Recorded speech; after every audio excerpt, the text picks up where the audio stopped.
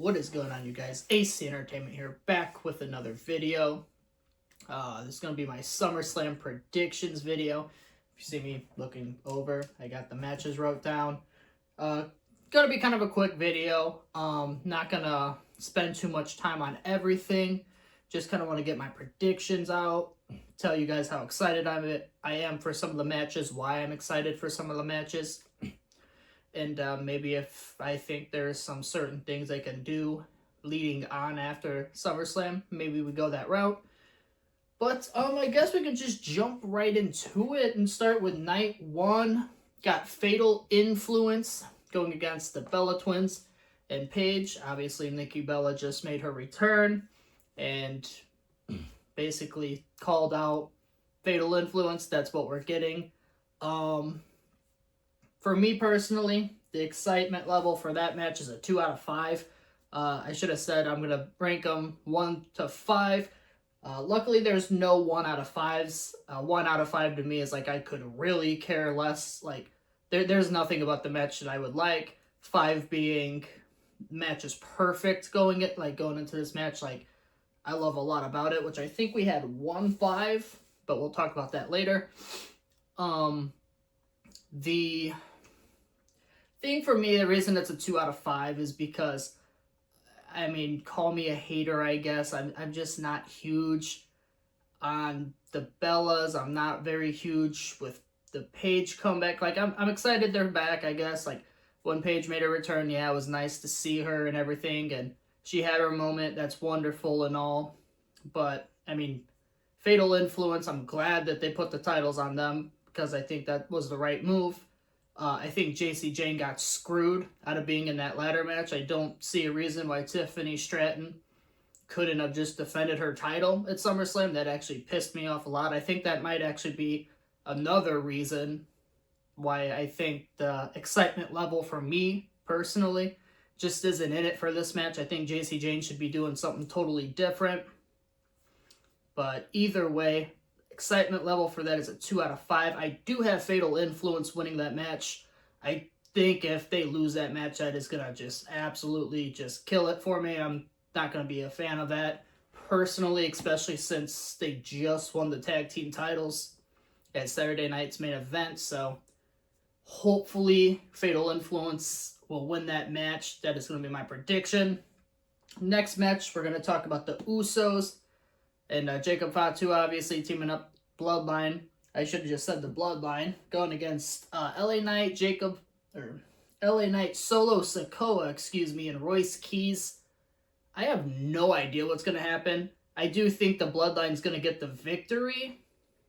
I don't know how. I think it's going to end up with someone screwing LA Knight.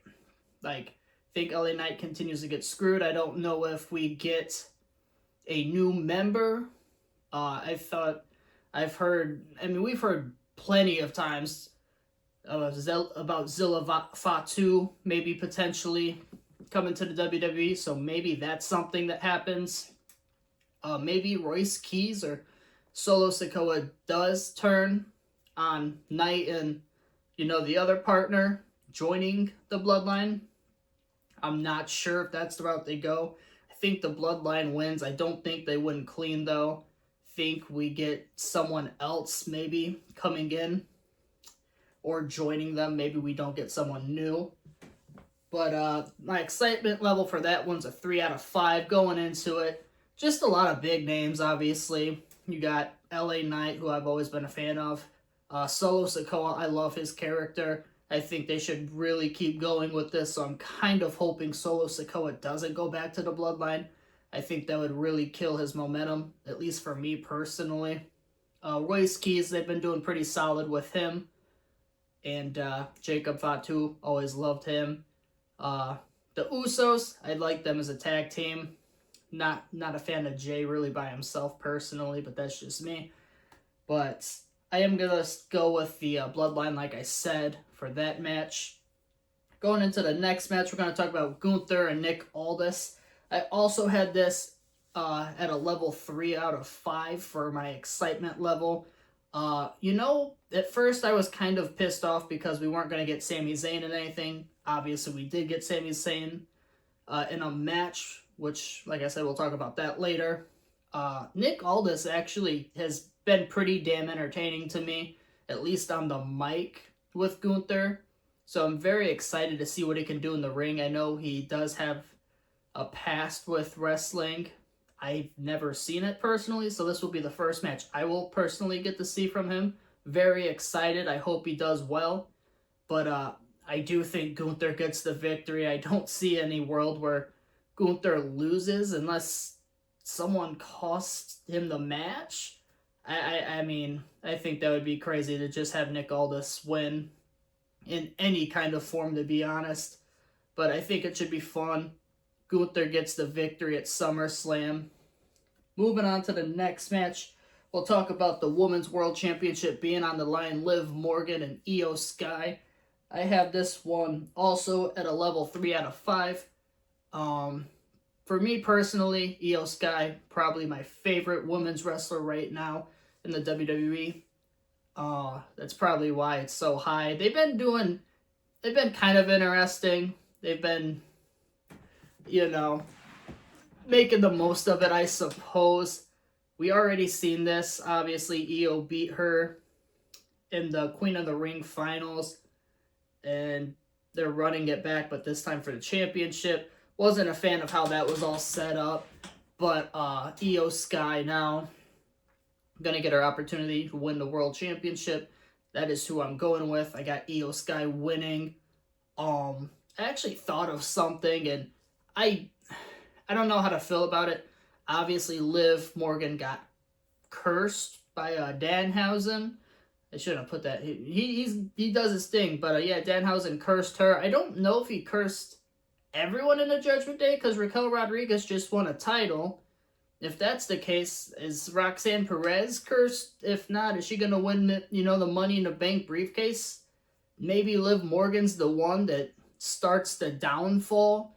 She loses her title, Raquel wins something, Roxanne goes out a few months, wins something big like Money in the Bank, and then Liv Morgan turns into the jealous friend, and maybe that's how they start kicking Liv and them out. I don't know. I mean, Danhausen is going against Dominic Mysterio. You can curse him or keep him cursed as well, and then maybe that's how you get rid of some people in the Judgment Day. I don't know. They're going to figure it out. But Liv Morgan, I don't see her taking the W here. I hope Io Sky wins. Really do. Moving on, we're going to talk about Hell in a Cell, Oba Femi, Brock Lesnar.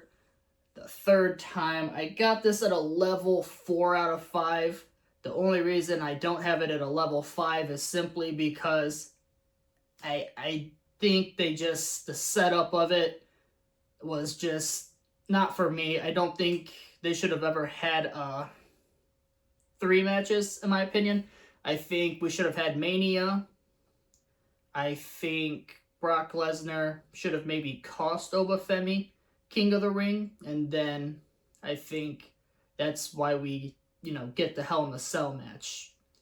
Because I feel like that still kind of defeated the purpose of the King of the Ring for Oba Femi. Like, I get it, like, he's saying the championship is still there, but he wants to retire Brock and all this, and it's like, I get that, but at the same time, like, we seen Oba destroy Brock Lesnar at WrestleMania. Then Brock Lesnar comes back and beats Oba. Like, I wasn't a fan of that, and, like, my opinion, I just thought that was, I don't know, it was weird. But, like I said, I'm still excited to see this match.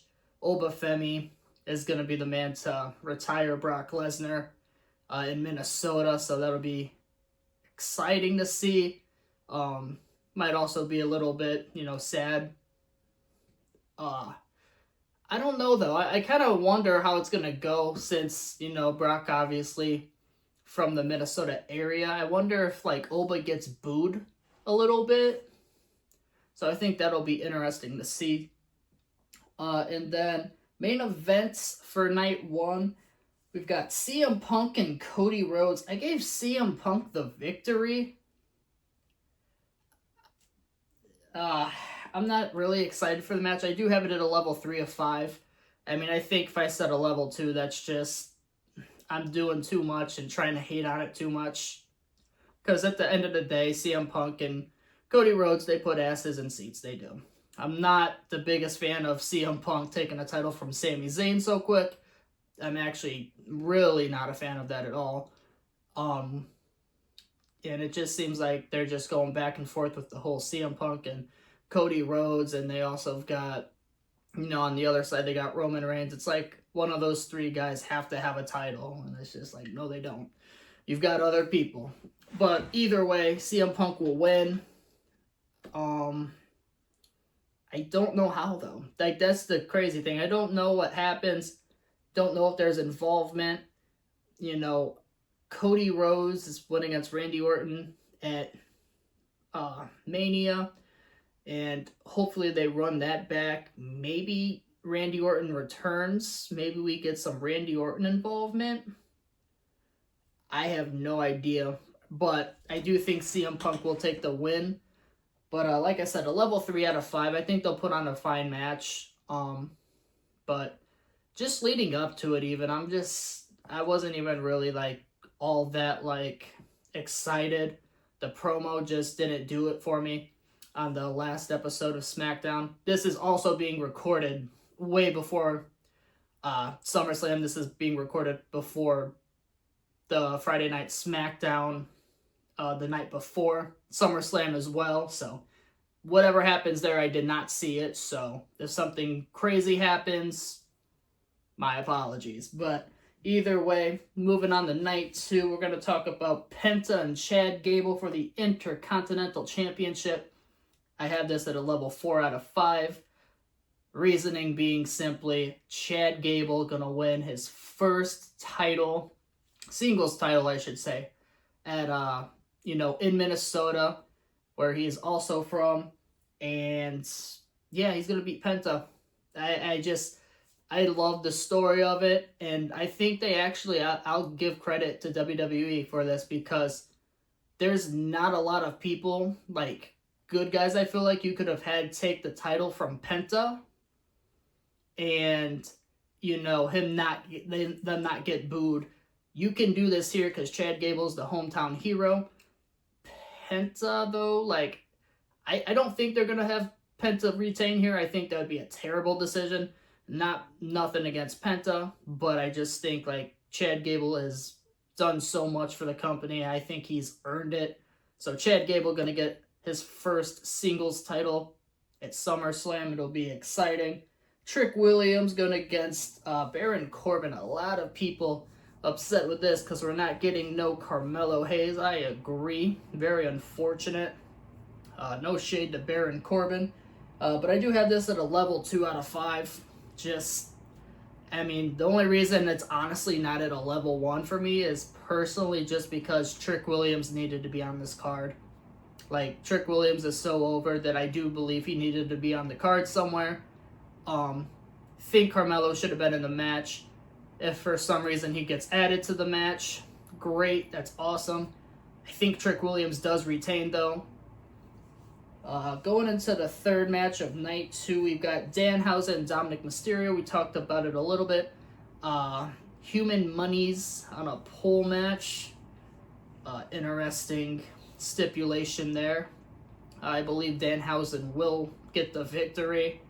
And I don't know how much they're actually going to feed into this Judgment Day thing being, cursed, and who's actually cursed from the Judgment Day. Like I said, if they do that, maybe they really play in with the Liv and Dom being cursed thing. But Danhausen's going to get the win. It'll be a feel-good moment for the crowd. I don't remember if I said for that one, that's also a level 2 out of 5. Should be entertaining, but it's not something that I'm I needed to see it. But it should be entertaining. Hopefully it's more entertaining than that Joe Hendry and Danhausen concert, because I was not a fan of that neither. Sami Zayn going to go against Finn Balor in a number 1 contenders match. The winner will get to take on the undisputed WWE champion, I believe, afterwards. Not that night, but in the future. And this is actually the one I have at a level 5 out of 5. Not that we have yet seen Finn Balor and Sami Zayn go like face to face or something, but the way Sami Zayn has been acting, just absolutely starting to crash out more and more, and he's got valid reasoning for it. I love it. And then Finn Balor being, I think like someone that all like everyone in the IWC and everything else, I just feel like everyone loves him. Wouldn't mind seeing him get a championship match. So it's one of those things where I don't think you can go wrong with the winner there.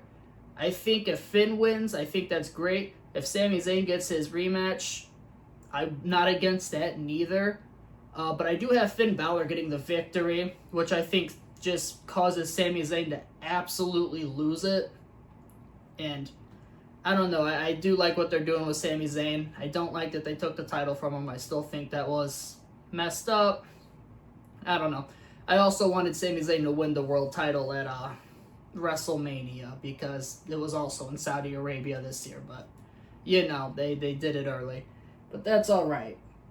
We got 2 more matches to talk about. First, we'll talk about the ladder match. Obviously, Rhea Ripley, unfortunately, has been injured, so they're going to have an interim, I believe is how the hell you say it, championship match. Consists of Charlotte Flair, Jade Cargill, Tiffany Stratton, Chelsea Green, and then I believe Lash Legend and Julia are going to be going at it for the last spot. I have it at a level 3 out of 5. Leading up to this, the matches have been awful. No disrespect, but Jade Cargill and Charlotte Flair didn't actually even really qualify. They didn't win the match. They won by disqualification. That was just lame as hell. So Nia Jax got screwed out of that, which not a lot of people are, big Nia Jax fans, but at the end of the day, that's just, I don't know, that shit just honestly pissed me off. But we got Tiffany Stratton, which we talked about earlier. JC Jane should have beat her, and Tiffany Stratton should be defending her title in Minnesota.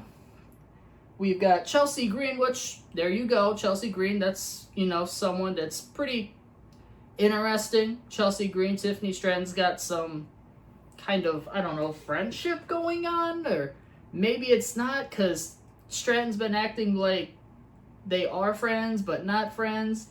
Flair Cargill obviously got some heat going on. I have Lash Legend beating Julia to advance, and I didn't know who to put the championship on for now, so I went with a wild guess, and I said, why not Lash Legend? I mean, the way that I'm understanding this is it's not even really to be the actual new champion. It's just, here, we're going to have you hold this until Rhea gets back, and then maybe they have a match.